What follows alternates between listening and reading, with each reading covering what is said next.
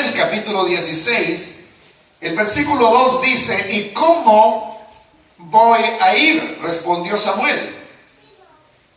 Si Saúl llega a enterarse, me matará. Lleva una ternera, dijo el Señor, y diles que vas a ofrecerle al Señor un sacrificio. Invita a Isaí al sacrificio, y entonces te explicaré lo que debes hacer, pues ungirás a mi servicio a quien yo te diga. Samuel hizo lo que le mandó el Señor, pero cuando llegó a Belén, los ancianos del pueblo lo recibieron con mucho temor. ¿Vienes en son de paz?, le preguntaron. Claro que sí, he venido a ofrecerles al Señor un sacrificio. Purifíquense y vengan conmigo para tomar parte en él. Entonces Samuel purificó a Isaí y a sus hijos y los invitó al sacrificio. Cuando llegaron, Samuel se fijó en Eliab y pensó: sin duda que este es el ungido del Señor. Pero el Señor le dijo a Samuel: no te dejes impresionar por su apariencia ni por su estatura, pues yo lo he rechazado. La gente se fija en las apariencias, pero yo me fijo en el corazón. Entonces Isaí llamó a Abinadab para presentárselo a Samuel, pero Samuel dijo: a este no lo ha escogido el Señor. Luego le presentó a Sama, y Samuel repitió: tampoco a este lo ha escogido. Isaí le presentó a 7 de sus hijos, pero Samuel le dijo: el Señor no ha escogido a ninguno de ellos. ¿Son estos todos tus hijos? Queda el más pequeño, respondió Isaí, pero está cuidando el rebaño. Manda a buscarlo, insistió Samuel, que no podemos continuar hasta que él llegue. Isaí mandó a buscarlo y se lo trajeron. Era buen mozo, trigueño y de buena presencia. El Señor le dijo a Samuel: este es, levántate y úngelo. Samuel tomó el cuerno de aceite y ungió al joven en presencia de sus hermanos. Entonces el Espíritu del Señor vino con poder sobre David, y desde ese día estuvo con él. Luego Samuel regresó a Ramá. Amén. Hasta ahí dejamos la lectura. Pueden tomar sus asientos, por favor, hermanos.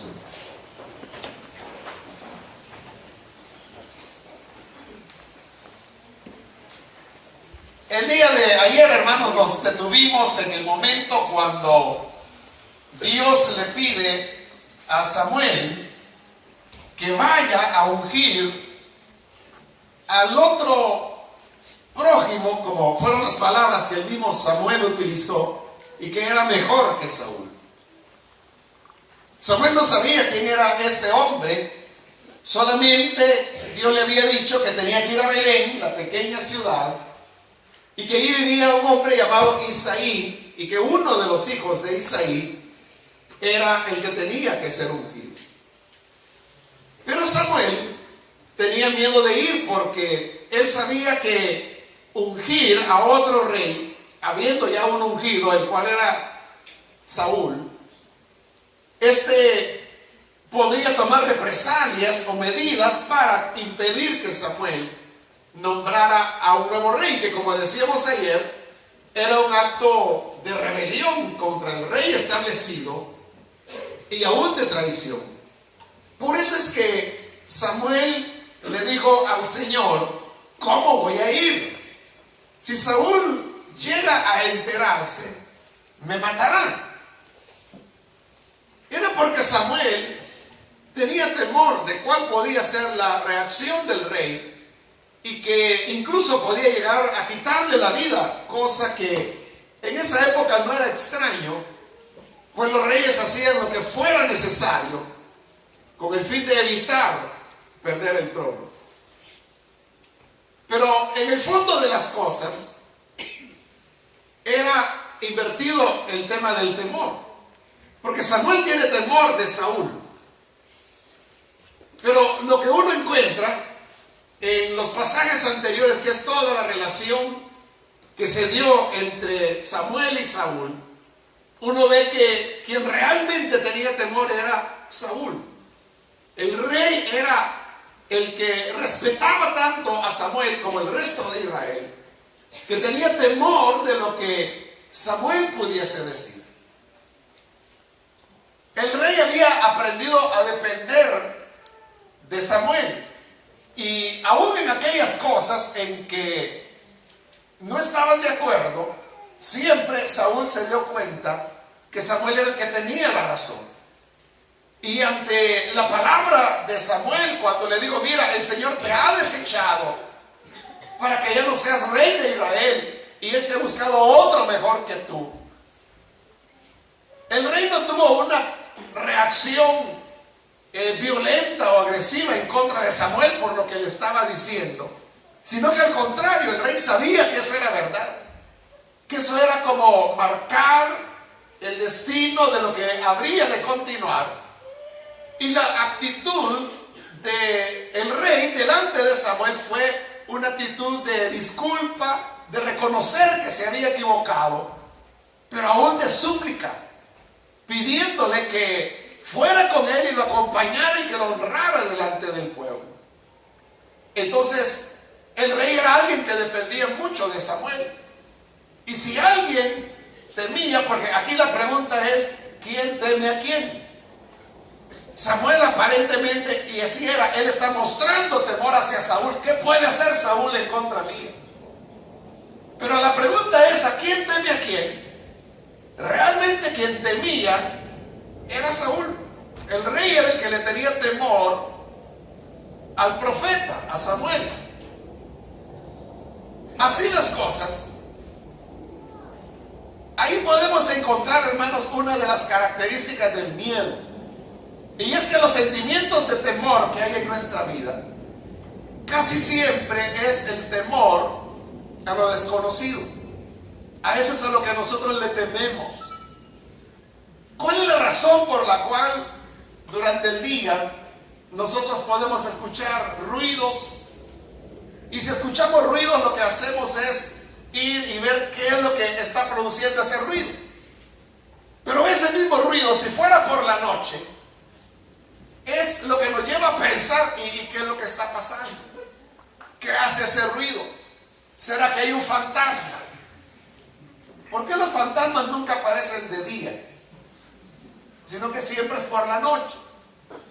Es porque por la noche hay oscuridad, y entonces la oscuridad nos limita la visión, nuestra capacidad de poder ver en la distancia. Entonces quedamos frente a lo que no podemos ver. Y aquellas cosas que durante la noche se mueven y que uno puede pensar qué cosa es lo que se está moviendo ahí, en la oscuridad no la podemos percibir.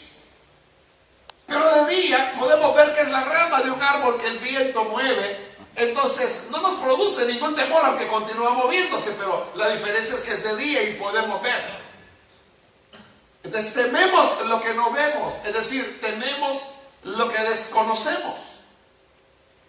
Y si usted se pone a preguntarle a un niño que le dice por la noche: tengo miedo, y usted llega y le dice: bueno, ¿y a qué le tienes miedo? No sé, a algo. ¿Pero qué puede ser ese algo? Bueno, algo que puede haber debajo de la cama. ¿Y qué te imaginas que puede haber debajo de la cama? Quizá un monstruo. Y verdaderamente un monstruo puede caber debajo de la cama. Sabemos que los monstruos no existen, pero todo lo que este niño está diciendo está referido a cosas que nosotros no conocemos. Pero igual es con el ser humano. Aquello que para nosotros es conocido no nos produce temor precisamente porque lo conocemos. A lo que le tenemos temor es a las cosas que no conocemos. Uno de los principales aspectos que afectan a las personas es lo que los psicólogos y los psiquiatras llaman la ansiedad anticipatoria. Pero mire el nombre que tiene, ansiedad anticipatoria, y se llama anticipatoria porque la persona comienza a desarrollar ansiedad anticipándose a algo que a veces no sabe qué es, o que pudiera ser que ocurriera o que no ocurriera. Pero esto de la ansiedad anticipatoria, que es una cuestión que la mayor parte de personas no la comentan. ¿Y sabe por qué no la comentan? Porque no tiene sentido. Son las personas que de repente les comienza a palpitar el corazón, comienzan a sudar, se ponen helados, sienten que se desmayan y dicen, quizás me voy a morir, y no les pasa nada. O a veces se desesperan estar en lugares donde hay muchas personas o lugares encerrados y dicen, no, yo tengo que salir, y salen. O si van en un autobús, se desesperan y tienen que bajarse. Pero nunca ocurre nada. Pero como el corazón les palpitó, entonces van donde el médico les hace un electrocardiograma y resulta que todos los signos están bien.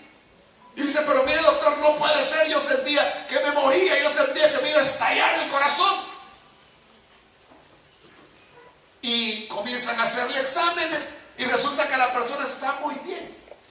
Precisamente porque la ansiedad es una reacción de las personas sanas. El hecho de que la persona experimente todo eso está demostrando que la persona tiene salud.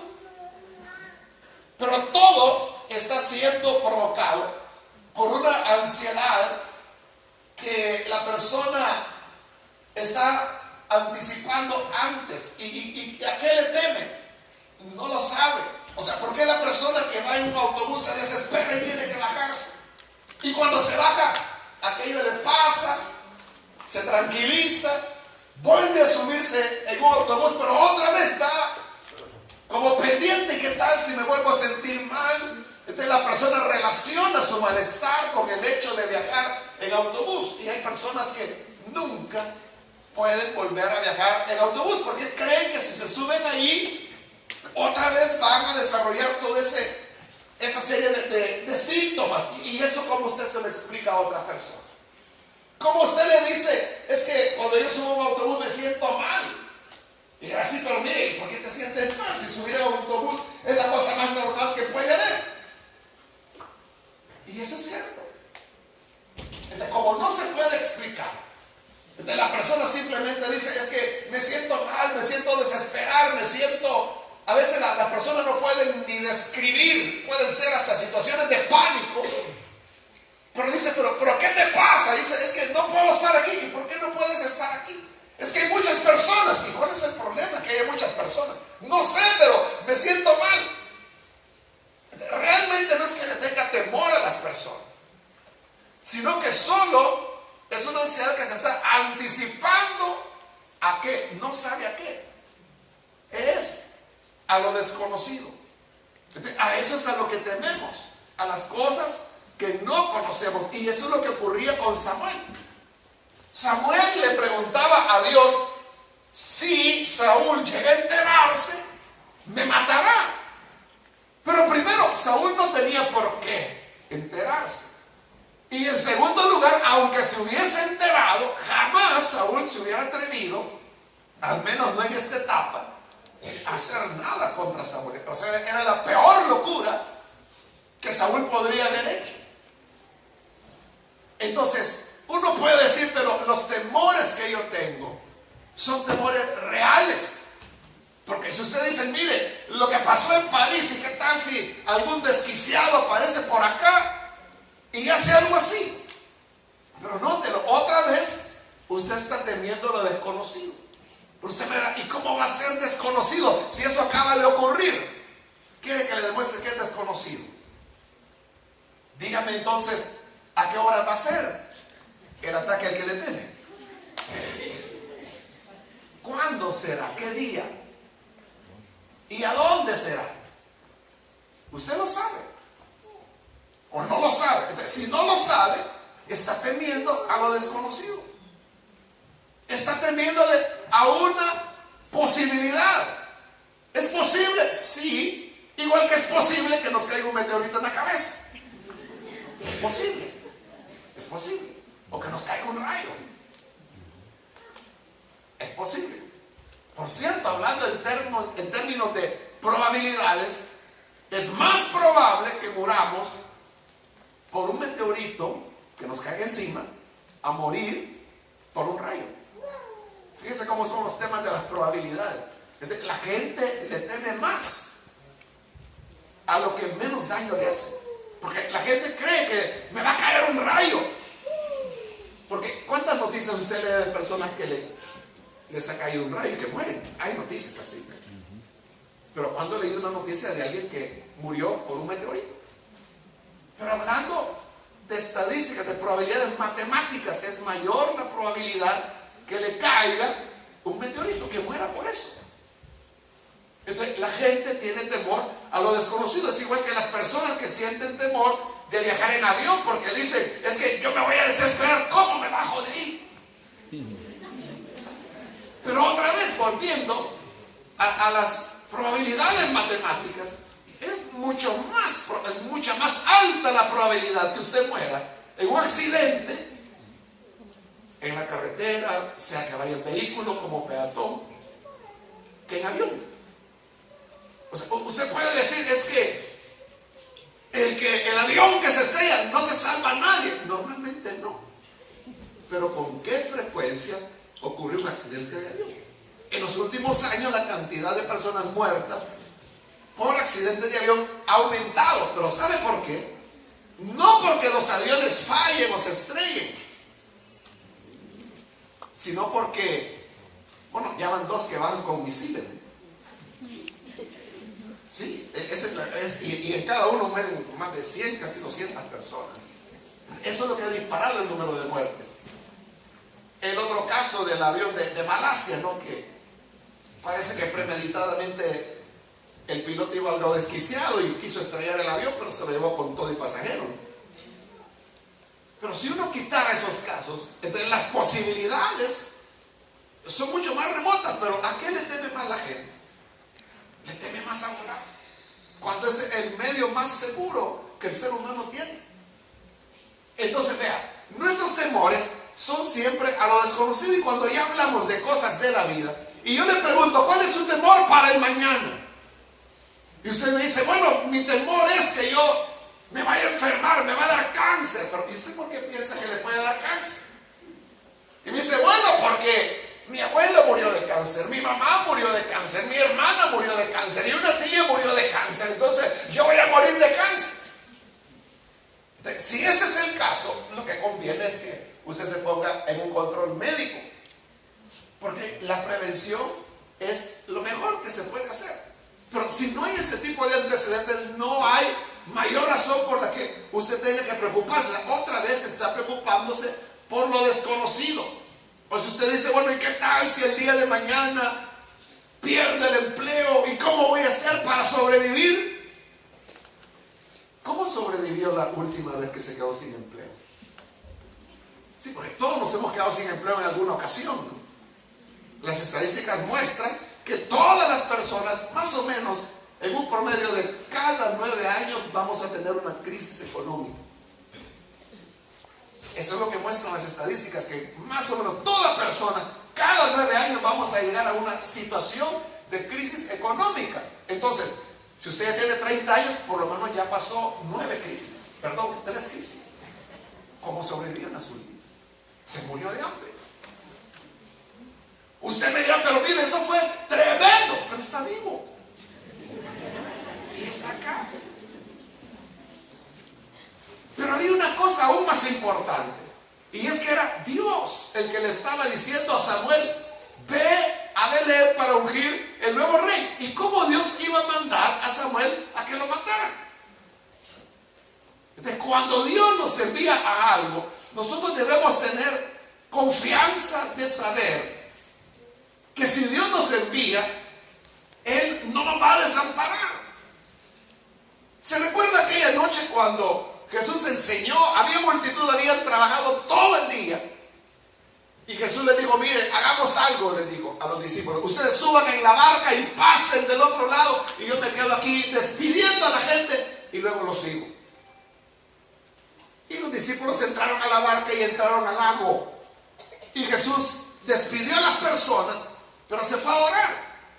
Y a la medianoche el Señor vio que los discípulos estaban en medio de una gran tempestad. ¿Pero por qué estaban en medio de una tempestad? Porque ellos quisieron ir en un tour nocturno por el lago de Galilea. No, porque Jesús les dijo, vayan del otro lado. ¿Quién nos había enviado? Era el Señor. Y quizás Pedro le decía a Juan, ¿y a dónde? ¿En qué cabeza te cupo que de noche entráramos al lago? No, Pedro, fue Jesús quien nos dijo, no fue idea mía. De como Jesús les había dicho, ¿qué hace Jesús? Cuando ve que están en dificultades en medio de la tormenta en el lago, baja de donde está orando, llega a la playa, busca otra barca para poderlos alcanzar. Como no hay ninguna, entonces dijo, bueno, me voy a pie. Y comienza a caminar sobre el agua y llega donde ellos. Y cuando llega sobre ellos, entra a la barca. Y cuando entra en la barca, dice que se hizo una gran tranquilidad. Porque Él responde cuando Él nos ha enviado. De cada vez que Dios nos envía algo, nos comisiona algo, nos da temor, obviamente. Y cuando Dios nos dice, mira, ve a hablarle a esa persona que está ahí, y quizás es una persona mal encarada. Dios nos dice, pero, ¿y qué tal si me sale agresivo? Pero si Dios le está enviando, nunca le va a enviar a algo que es para su mal. Es verdad, uno no sabe quién es ese fulano. Uno no sabe cómo va a reaccionar, si será violento o no. Como no lo sabemos, tenemos temor, porque tememos a lo desconocido. Si uno después hablara con ellos, quizá uno se tranquilizaría.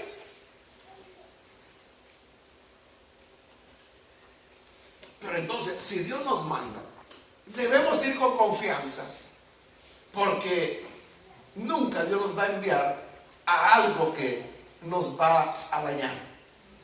Ahora, Samuel obedece finalmente y se va en esa confianza. Dios le ayuda porque le dice, mira, hagamos una cosa, lleva una ternera y diles que vas a ofrecerle al Señor un sacrificio. Eso no era una mentira, era real. Porque el sacrificio lo ofreció, ya lo vamos a ver. Pero entonces la idea era que Él llegaba por ofrecer un sacrificio, pero dentro de eso había una misión secreta, que era ungir al nuevo rey. Samuel llega a Belén, que como dijimos era una ciudad muy pequeña, y cuando lo ven llegar, es cuando los ancianos, del versículo 4, dice, Samuel hizo lo que le mandó el Señor. Pero cuando llegó a Belén, los ancianos del pueblo lo recibieron con mucho temor. Estos también tienen miedo. ¿Y a qué? A lo desconocido, porque no saben a qué va Samuel. Y le preguntan, ¿vienes en son de paz? Y Samuel responde, claro que sí. Pero ¿por qué los ancianos le están preguntando a Samuel, ¿vienes en son de paz? ¿O no vienes a atacar? ¿O no vienes a hacer daño? ¿Por qué esa pregunta?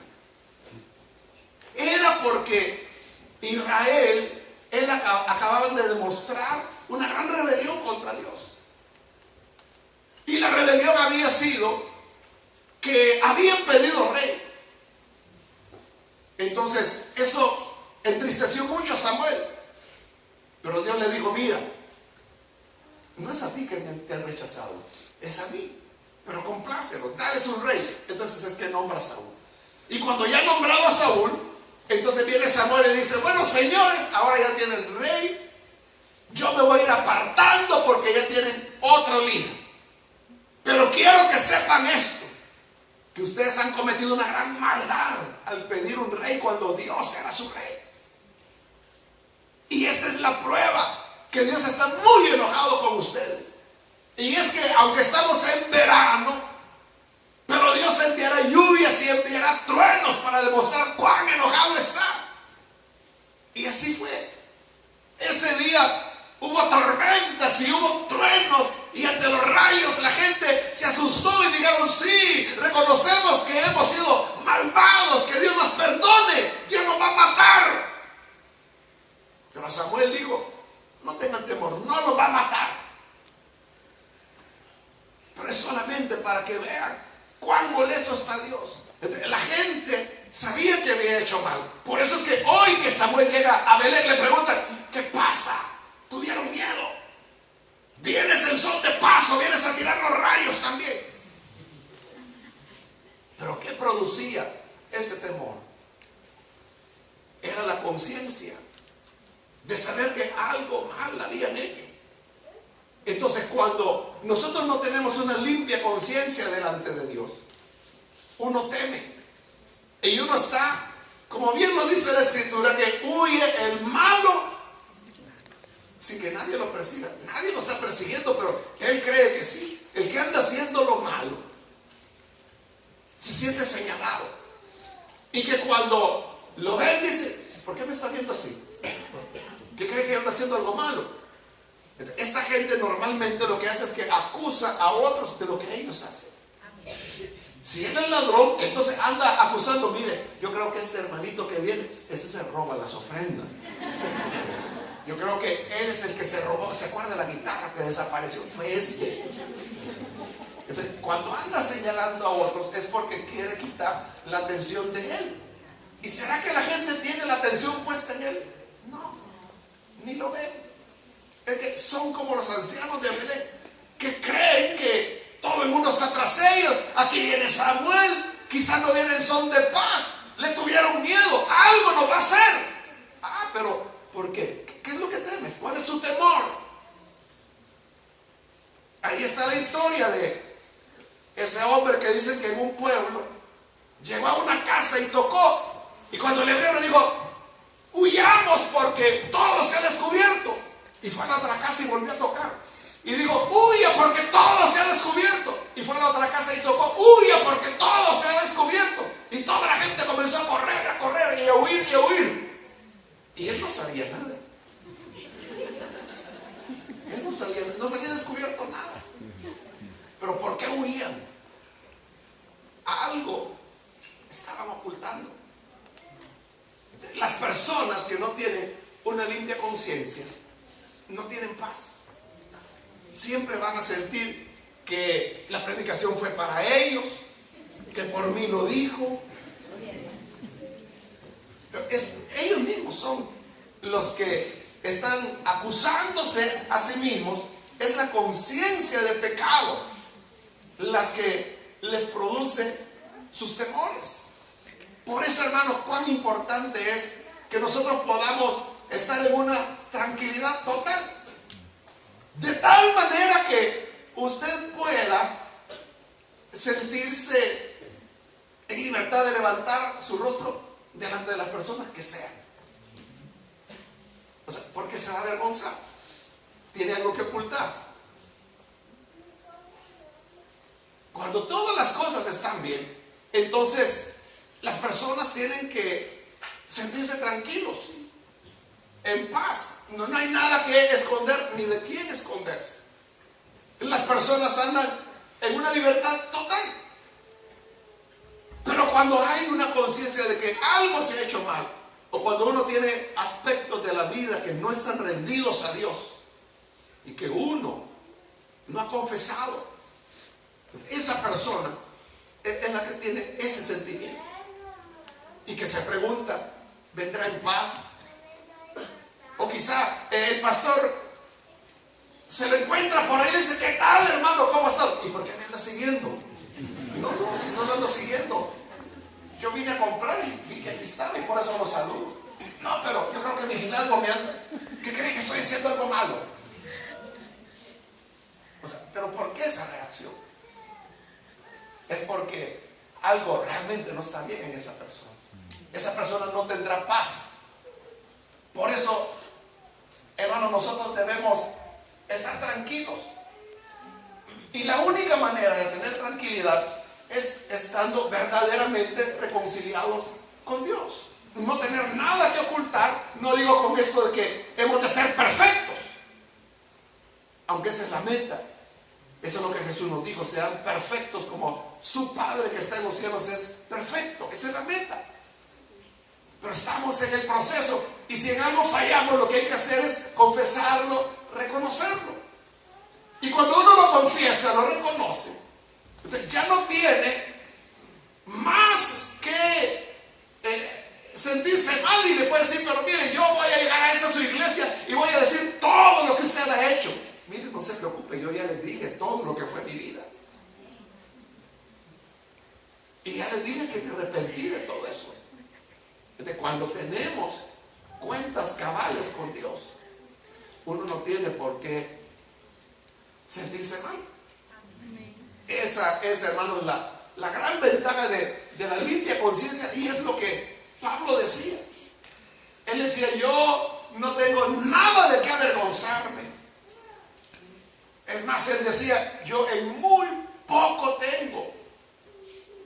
Lo que puedan decir de mí, cómo los demás me vean, es decir, ni me importa cómo yo me veo a mí mismo, porque el que me juzga es el Señor, decía él no tenía nada. Y por eso él hablaba de la importancia de conservar una buena conciencia, porque desechando esa buena conciencia, decía Pablo, muchos han naufragado en la fe.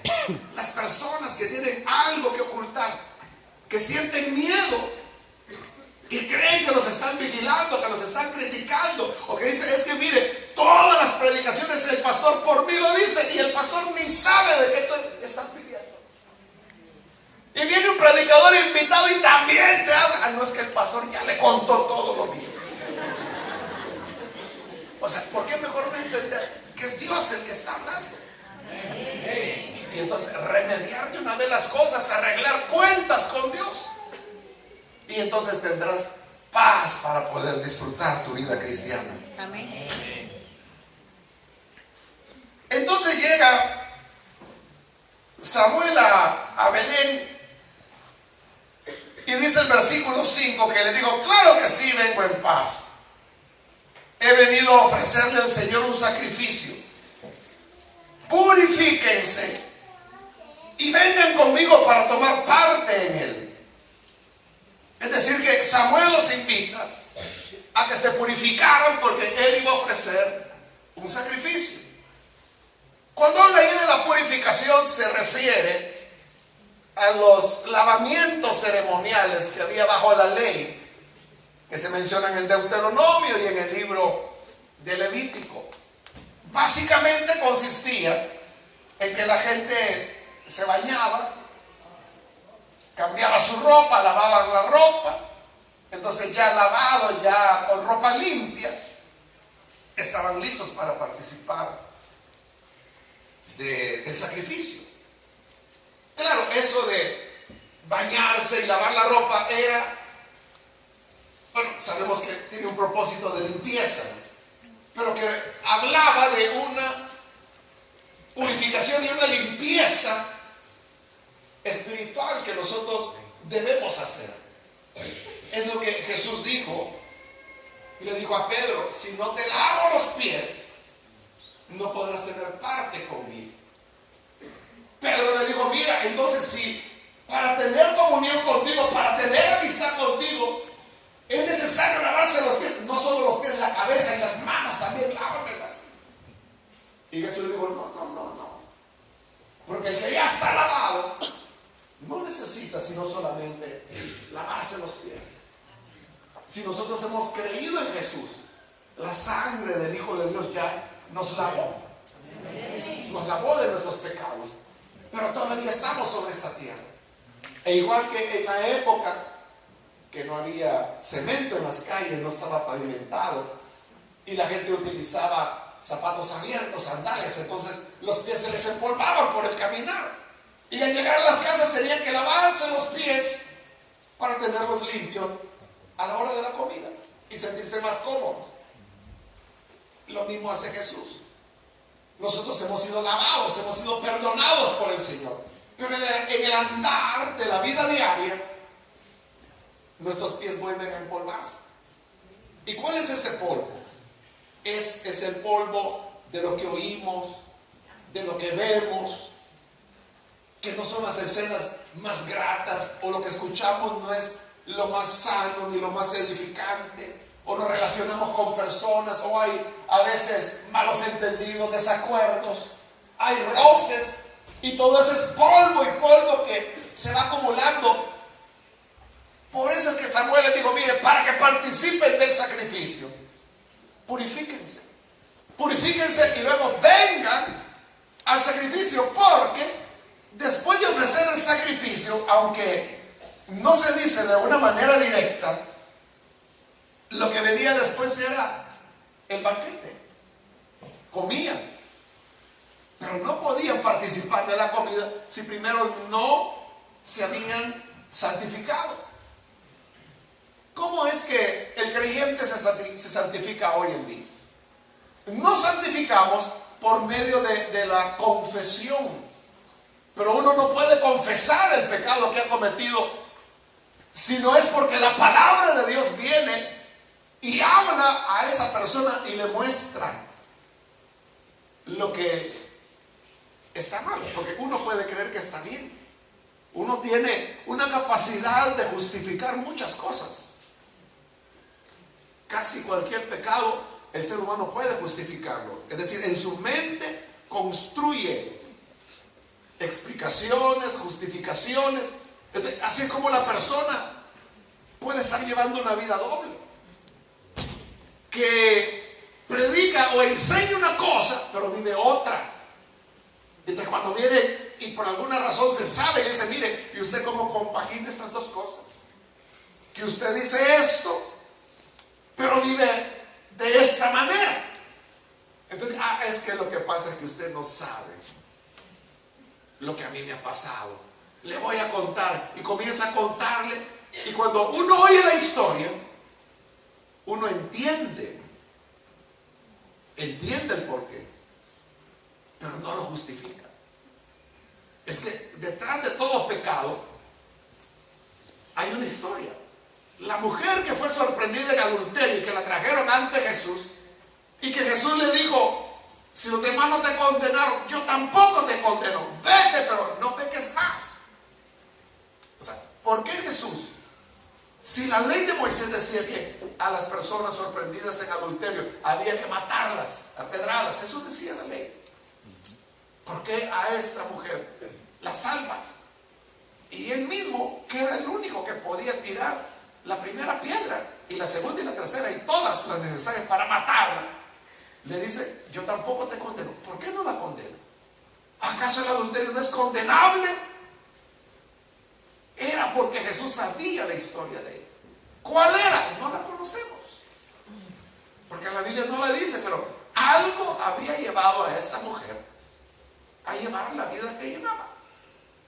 Hay una canción cristiana que oí hace algunos años, que habla de la mujer samaritana, y entonces contaba de que cuando ella era una niña había sido abusada sexualmente, y que por ese abuso había buscado alguien que verdaderamente le diera amor, y así tuvo al primer marido, y luego resultó que este también no tenía interés en ella, y así termina su primera relación. Viene la segunda, la tercera, la cuarta. Porque cuando llega donde Jesús le dice que 5 maridos has tenido y el que actualmente tienes no es tu marido, iba por el número 6. Bueno, esa canción así contaba la historia. Es una canción, por supuesto, pero no tiene ninguna base, sino que simplemente la imaginación del cantante, ¿verdad? Que creyó que iba a ser un gran éxito. Pero el punto es que hay una historia detrás de cada persona. Jesús entiende las historias, pero no las justifica. Por eso le digo: no peques más, es decir, no sigas en esta vida. Lo que has sido, lo que has vivido, aquí queda perdonado, yo no te condeno. Pero de aquí en adelante, como decíamos ayer, cierra ya, dale vuelta a la página y vive de manera diferente. No vuelvas a pecar, cambia tu estilo de vida. Entonces, ese es el punto, que uno en un momento tiene que dejarse de excusas y darse cuenta que todo, hermano, es construcciones que uno hace. O sea, yo no puedo decir, es que mire lo que el diablo hizo. Sí, el diablo prepara las condiciones, pero yo soy quien las acepta. Es que mire, esta persona fue la que me anduvo buscando. Sí, pero tú le oíste. O sea, uno puede tener todas las explicaciones, pero al final, siendo sincero y siendo honesto, uno tiene que llegar al punto: yo fui. En otras palabras, aceptar que Jesús nos lave nuestros pies, pero Él no puede lavárselos a quien no quiere, o a quien se los lava y luego, como dice Pedro, vuelve la cerda, dice, a revolcarse en el fango, en el lodo, y vuelve, dice, el perro a su vómito. Es decir, son figuras bien fuertes, pero que hablan de cómo hay seres humanos que están volviendo y volviendo. O sea, eso no es posible. Entonces, la purificación y la limpia conciencia la alcanzamos cuando hay sinceridad y honestidad. Eso es lo que la Biblia llama confesar. Dice la carta de Juan que si confesamos nuestros pecados, Él es fiel y justo para perdonarnos y limpiarnos de toda maldad. Pero ¿cuál es la condición para perdonarnos de maldades? Que las confesemos. ¿Y qué es confesión?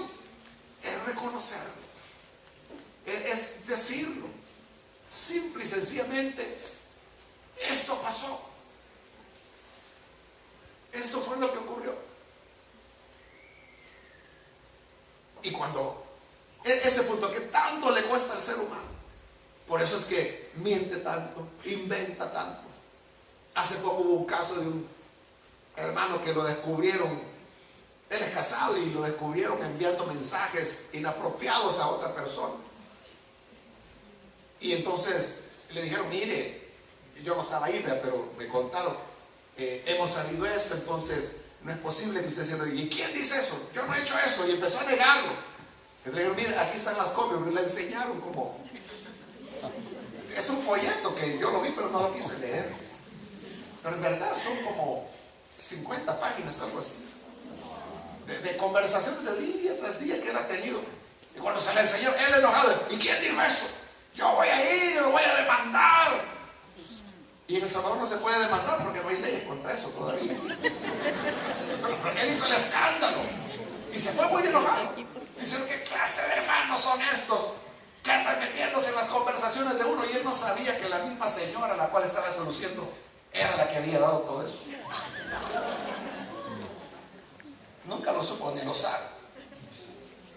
Pero entonces él no había hecho nada. Los malos, según él, son las personas que le habían hackeado su cuenta, que no era así, pero él así lo imaginó. Esos son los malos. Miren qué clase de creyente. Miren que me andan difamando. ¿Y qué es difamar para él? Decir lo que él dice.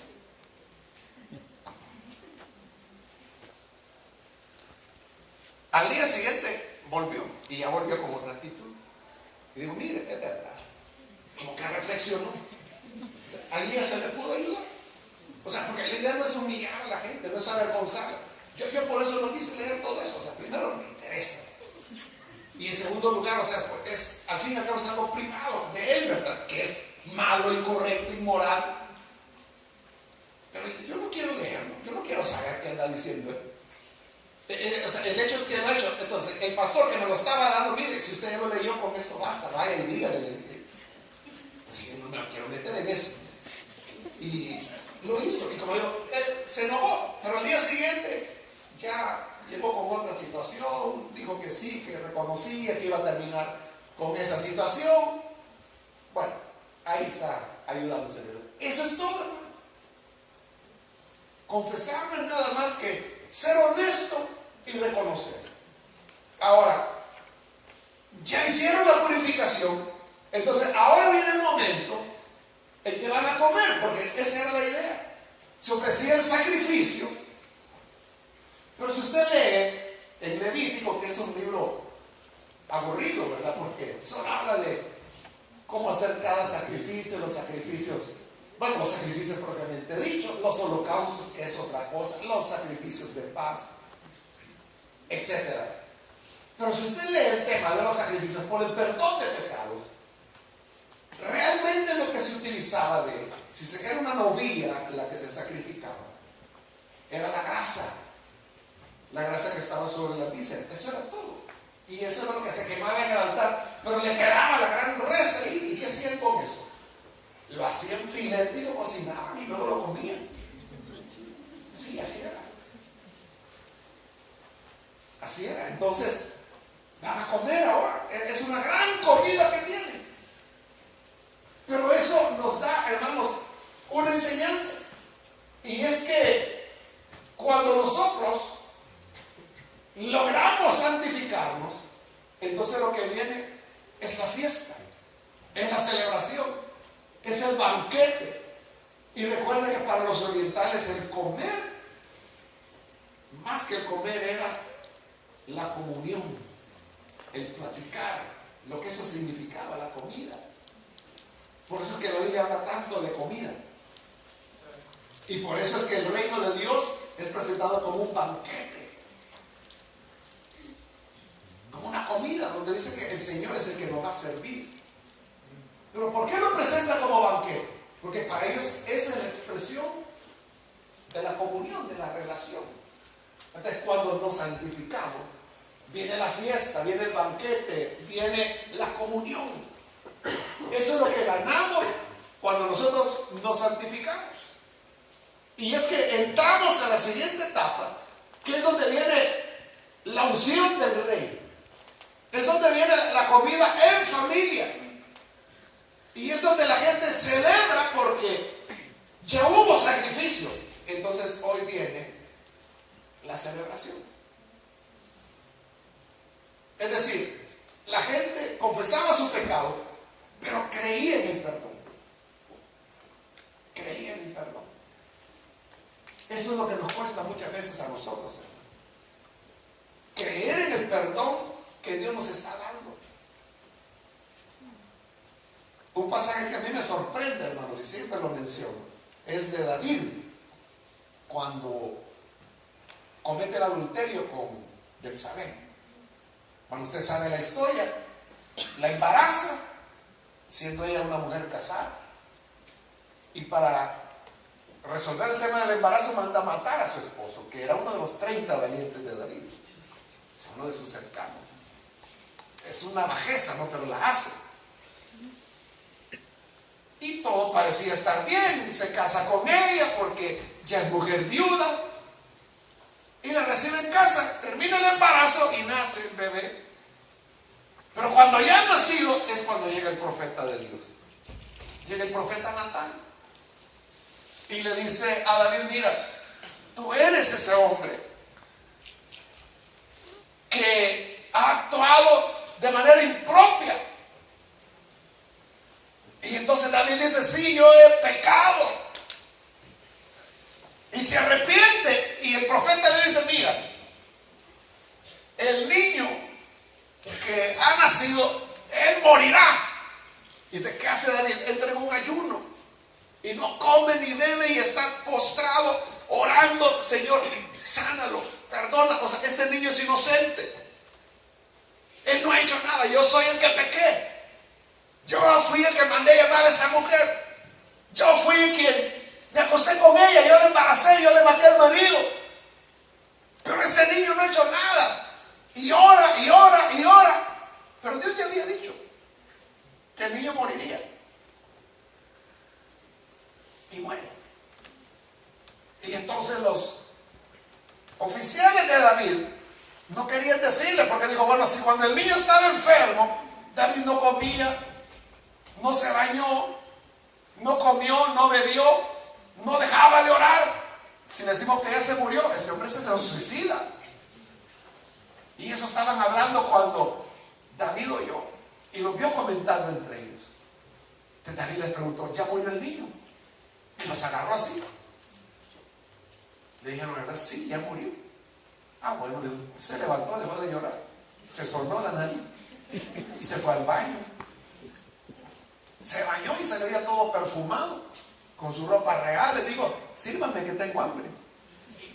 Comió y le fue a dar gracias a Dios. Y todos se quedaron asombrados. Y le dijeron, ¿pero qué estás haciendo? Si cuando el niño estaba enfermo, ni comer querías, no te bañaste, llorabas, no te querías levantar. Y ahora que el niño murió, tranquilo, te levantas, te bañas, te perfumas y comes. Claro, le dice David, porque mientras el niño estaba vivo, tal vez, dije yo, Dios tenga misericordia y lo sane. Pero si ya murió, ya murió. Él no volverá a mí, pero yo voy a ir a él. Punto.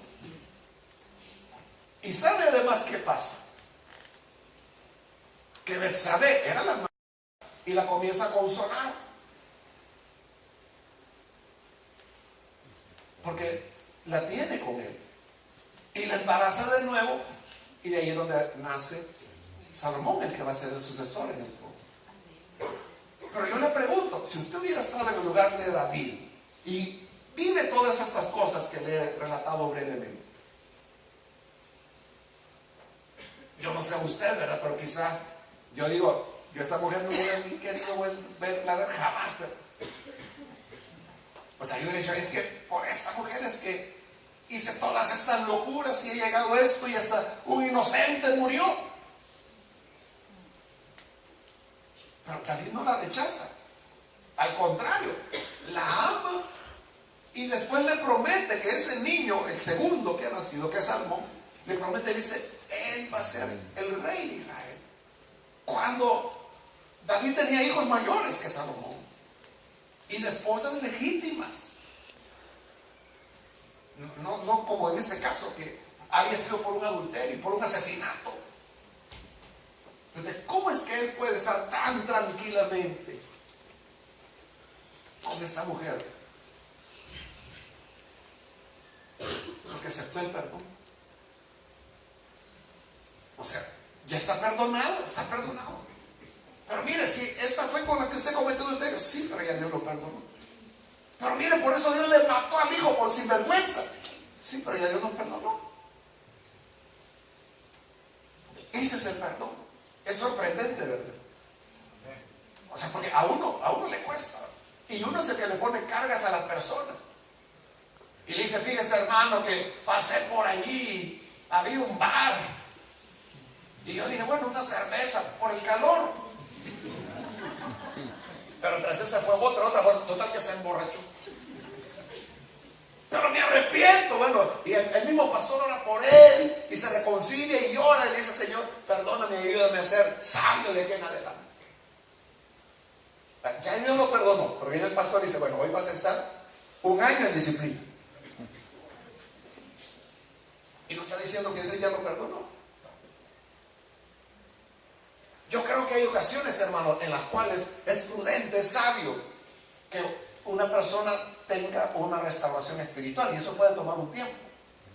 Pero hay otras ocasiones en las que simplemente uno tiene que creer en el perdón de Dios, que la persona se arrepintió. Entonces ya, por eso es que después del sacrificio venía la fiesta, porque aceptaban el perdón. Se ofrecía el sacrificio, pero bueno, ahora comamos, maten al buey. Bueno, ya estaba muerto. Pero era, cocínenlo, hagan carne asada, hagan ensalada. Y era un banquete que se daba para celebrar que habían sido purificados. Pero nosotros, hermanos, no nos perdonamos. Y ahí estamos todavía. Es que, fíjese que hace 500 años, cuando yo era niño, me robé un caramelo. Y no se perdona todavía. No puedo tomar la cena del Señor porque me pesa en la conciencia. Robé en la tienda de la niña Fide 2 caramelos de 1 centavo. Y toda la martirizándose, nunca van a tener la paz. Pero esto nos enseña que para ellos el sacrificio era el perdón. Después del perdón, comamos. Era una celebración. Hay gente que usted sabe que no toma la cena del Señor porque dice, no, es que no estoy bien. Pero yo le digo, le doy 500 euros si me muestra un pasaje de la Biblia donde diga que si alguien ha pecado que no tome la cena del Señor. 500 euros ya, antes que me vaya, porque mañana no lo va a hallar. No va a hallar el pasaje. Porque ¿qué dice la Biblia? Que si hemos pecado, dice cada uno, examínese a sí mismo y tome de la cena del Señor. Gloria a Dios. No dice, si te examinas y ves que estás mal, no la tomes. No lo dice nunca. Dice lo contrario. Entonces, así coma y beba. Eso es lo que dice. Pero ¿por qué la gente no lo hace? Dice, mire, yo conozco personas, hoy hay Santa Cena, no voy a la iglesia. De verdad. Lo hacen, no van. Cuando lo que hay que hacer es lo contrario. Ir y pedir perdón. Lo hacemos honestamente. ¿Quién de nosotros va a decir, no, yo estoy perfecto, yo puedo tomar la cena del Señor? Yo soy 3 veces santo. ¿Quién de nosotros puede decir eso? O sea, todos, si nos examinamos, todos vamos a hallar algo. Algo en nuestra vida. Pero, ¿qué me dice la Biblia? ¿Qué debo confesar? Y mira qué piedras, qué maravilla. O sea, porque veían las apariencias. Y el Señor dijo, sí, vean estas grandes paredes, pues no va a quedar piedra sobre piedra que no sea removida. O sea, eso sonó pesado, ¿verdad? Es como que si usted llevara a su familia y lo lleva a conocer algo de Madrid y le dice, mire qué bonito, qué lindo acá. Y que le digan así, pues aquí todo va a ser quemado. Lo va a sentir pesado, ¿verdad? Así sintieron los discípulos. Pero ¿qué era lo que pasaba? Que estaban viendo cosas diferentes. Los discípulos lo que veían era la apariencia, las grandes edificaciones, porque el templo era, bueno, Herodes lo había ampliado y era enorme, imponente. Pero Jesús, como ahí dice, veo el corazón. ¿Y qué era lo que veía él en ese templo? Lo que ella había dicho, esta es una cueva de ladrones. Esta debería ser casa de oración, pero ustedes la han convertido en una cueva de extorsiones, ladrones. Eso les digo. Entonces, son visiones diferentes. Por eso, ¿cuánto nosotros necesitamos, hermanos, estar conectados con Dios? ¿Se recuerda cuando estaba Moisés allá en el monte, recibiendo las tablas de la ley? Y abajo, como Moisés se tardó, le dijeron a Aarón, mira, haznos dioses que vayan delante de nosotros, porque este Moisés ya no volvió a saber qué le pasó. Hacen el becerro de oro y comienzan a adorarlo y están en esa fiesta pagana. Cuando Dios le dice a Moisés, bueno, ya es el tiempo de bajar, y Moisés baja. Josué se había quedado a medio camino. Y Moisés venía con las tablas escritas por la mano de Dios, la ley de Dios. Y se encuentran en el camino a Josué. Y van bajando, y cuando van bajando comienzan a oír que allá en el campamento habían gritos, había ruido. Y Josué viene y dice, oye Moisés, algo pasa en el campamento porque oigo sonido de guerra. Eso es lo que veía Josué, porque Josué era guerrero. Oigo sonido de guerra, de valientes. Y Moisés dijo, no son guerreros ni son valientes, son borrachos. Porque el pueblo se ha pervertido. No puede ser, si están esperando la ley, estamos en el Monte Santo. Sí, Josué, pero eso, y fueron bajando, y cuando bajaron, esa era la realidad. Esa era la realidad. Que lo que Josué creía que era el pueblo de Dios batallando heroicamente, estaban pecando, fornicando, idolatrando, emborrachándose. Tenía razón Moisés. O sea, uno vio las apariencias, el otro vio con los ojos de Dios. Eso es lo que nosotros necesitamos, no ver las apariencias. Porque hoy también hay mucho ruido, hermano, mucha fiesta. Y entonces uno puede creer que algo es de Dios. Pero cuando se ve con los ojos de Dios, uno puede descubrir que quizás no es así. Y de igual manera, en nuestra relación de unas personas con otras, uno no puede juzgar por las apariencias. Porque es lo que Dios le dijo a Samuel. Samuel dijo, este Eliab, tremendo varón. Sí, era grandulón, pero Dios no le servía. No, este yo lo he rechazado. No vamos a volver a la misma de Saúl. No es este. Y llegó el segundo. No, dice Dios que no es este. Y pasa el tercero, que se llamaba Sama. No, tampoco. Y pasan los 7. Y Samuel, no. Hasta que se acabaron. Y dice la Biblia que jamás una palabra de las que decía Samuel había caído por tierra. Todo lo que decía se cumplía. No podía ser que esta fuera la primera vez que se equivocara. Entonces le dice a Isaí, ¿son todos tus hijos? Versículo 11. ¿Son estos todos tus hijos? Queda el más pequeño, le dice Isaí. Era el menor. Pero está cuidando el rebaño. Ay, deja que las ovejas y que venga. Manda a buscarlo y mandan a llamarlo. Versículo 12. Isaí mandó a buscarlo, era David. Y se lo trajeron.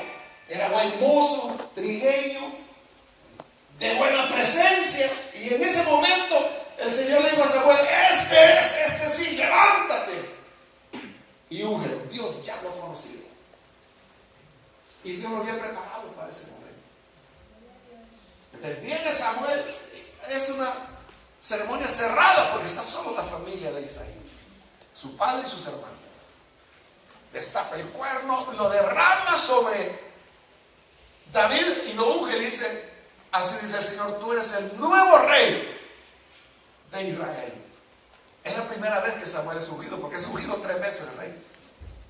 Esta es la primera. La segunda vez fue cuando lo coronan rey de Judá, y la tercera es cuando lo coronan rey de todo Israel.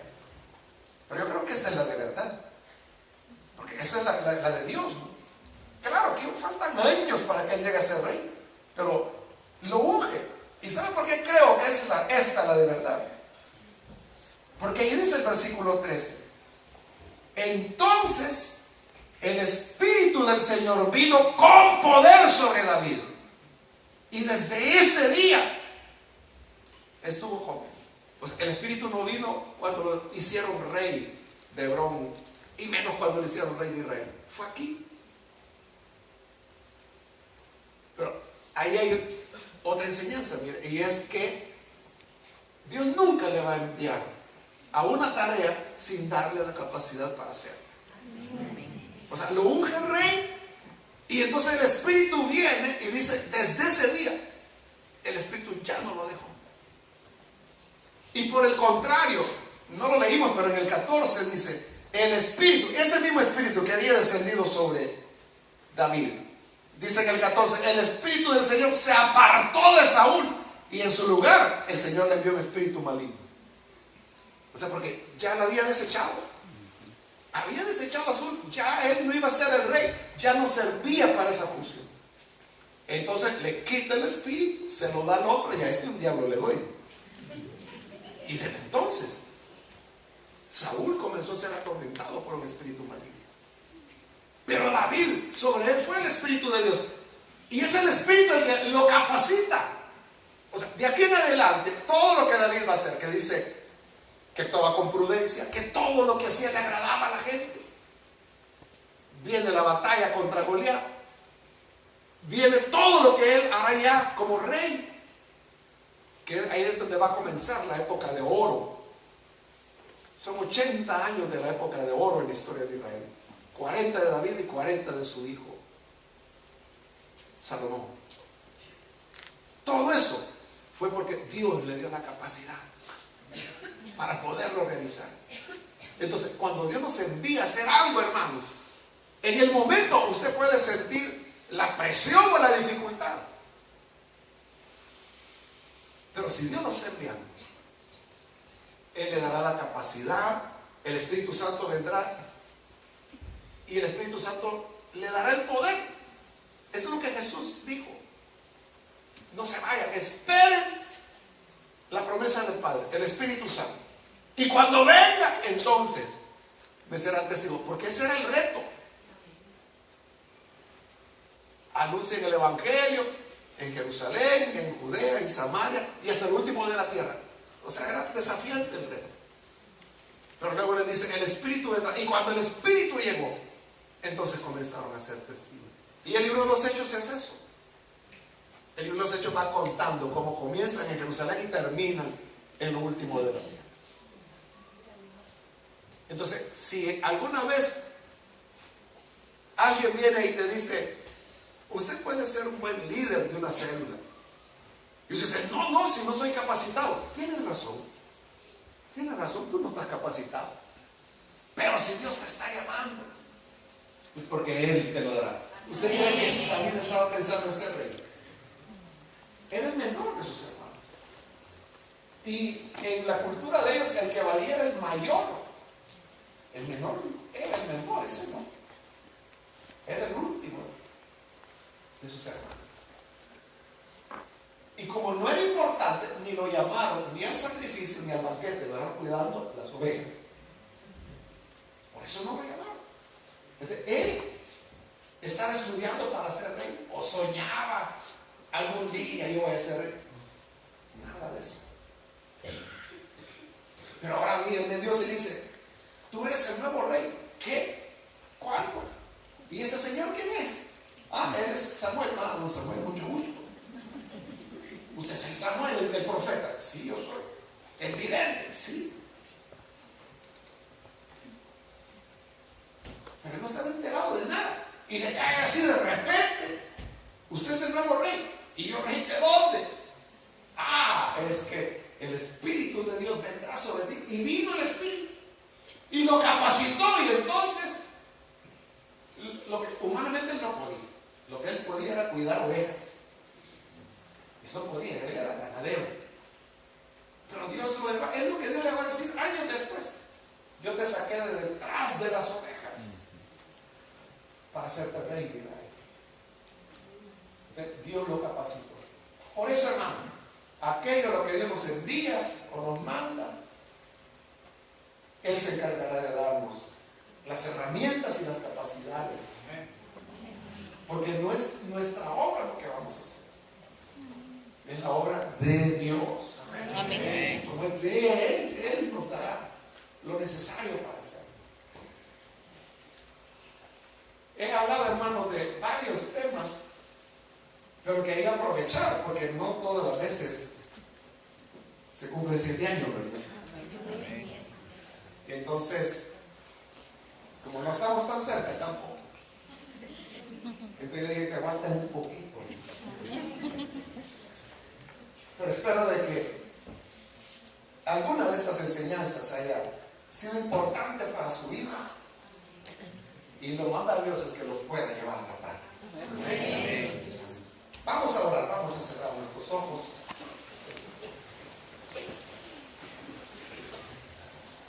Y vamos a inclinar nuestro rostro. Y yo quiero hacer una oración, hermanos. Pero antes de orar, yo quiero invitar, si hay con nosotros amigos o amigas que todavía no han recibido al Señor Jesús como su Salvador. Si usted fue invitado para venir este día, no sé si es primera vez que viene acá o ha venido en otras oportunidades, pero quiero decirle que Dios tiene un plan para usted, y es la razón por la cual hoy usted se encuentra aquí. No sé de lo que hemos hablado,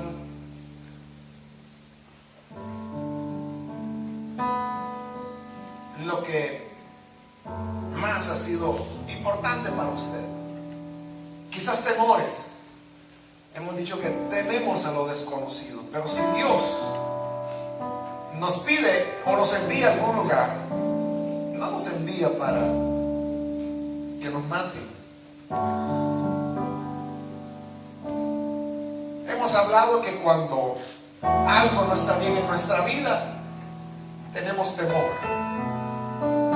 y huye el malo sin que nadie lo persiga. Y cuando viene el perdón, debemos creerlo, sentirnos en verdad perdonados.